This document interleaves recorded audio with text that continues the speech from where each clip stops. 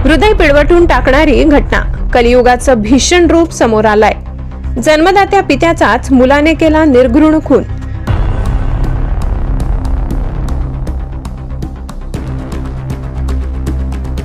मालेगाव तालुक्यातील भिलकोट गाव हादरले। वडील मुलामध्ये घरगुती शाब्दिक चकमकीचे रूपांतर रक्तरंजित हत्येत।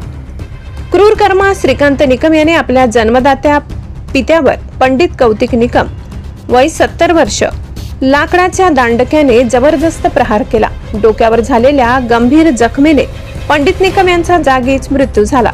या घटनेची फिर्याद चेतन धनराज निकम यांनी मालेगाव तालुका पोलीस स्टेशन येथे नोंदवली असून गुन्हा क्रमांक 719/2025 भारतीय न्याय संहितेचे कलम 103(1) अंतर्गत गुन्हा दाखल करण्यात आलाय।